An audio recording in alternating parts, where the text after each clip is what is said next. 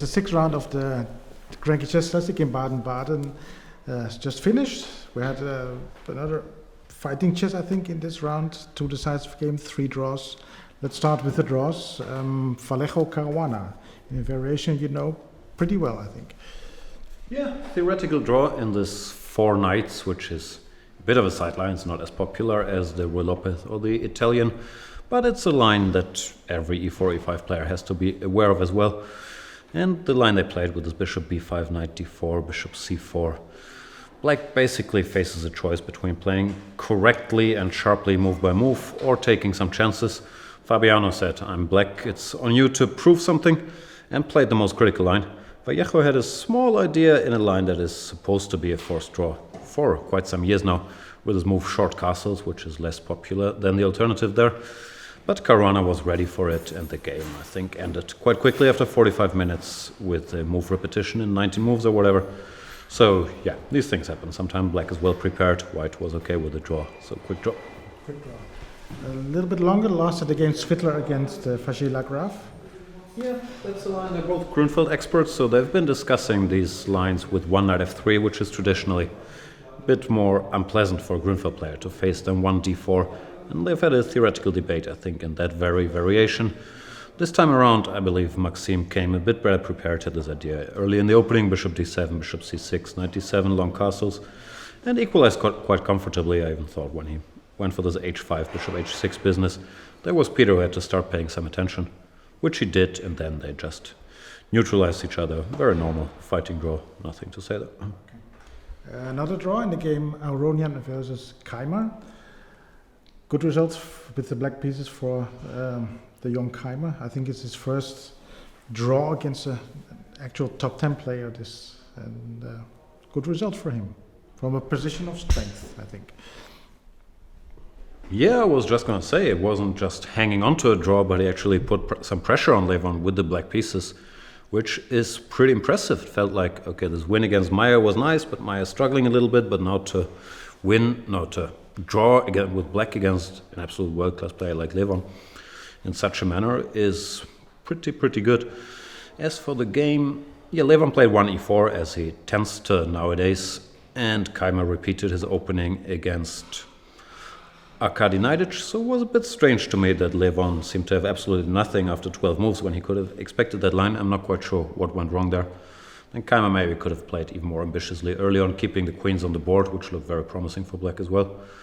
But also in the game, it was roughly equal endgame, where I think Levon had a chance to put some pressure with the move bishop b2 instead of c3 at some key moment. After he played c3, Keymer had to calculate and find a precise sequence, but he did, starting with rook to c8. And ever since then, he was out of danger. Then Levon, when he maybe started taking some chances to keep the game going, allowed this transition into the knight endgame, had to be very careful and defend a knight ending, a pawn down.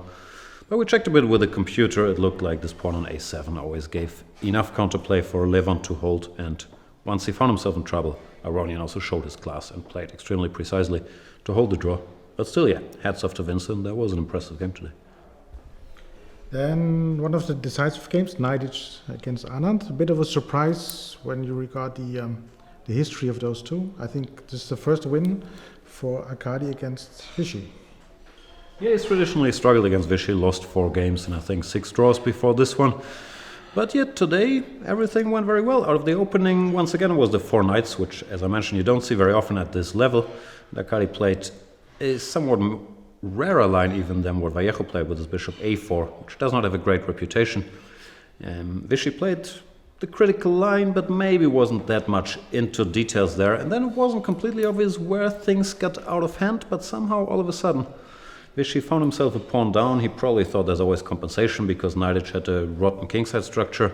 But Naiditsch managed to stabilize with this very nice maneuver, queen to e3 and then f4, and all of a sudden he was controlling the dark squares.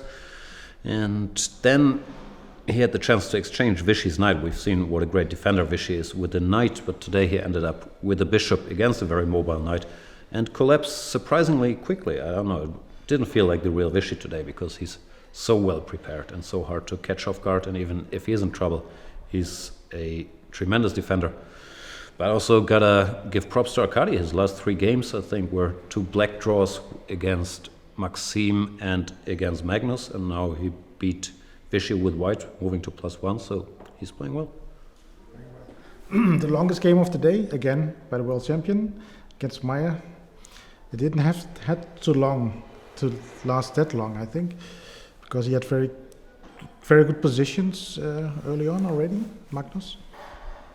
Yeah, first of all, Magnus worked his magic, which I think he is very impressive at always getting a fresh fighting position out of the opening. Today he played this d6 followed by b5, which I had never seen before, and it allowed him to get a non-standard position against Meier, who I think lost his last 3 games, of course, struggling a bit very quickly, which is what you want. You don't want something too sharp or too forced, but also not something too unsound or too risky. And Magnus managed to do that, then I think outplayed Meier with a nice long-term pawn sacrifice, even though he himself wasn't so sure if it was good or not, this e5, d5, sacrificing the a5 pawn. But the computer was on his side and he kept putting pressure.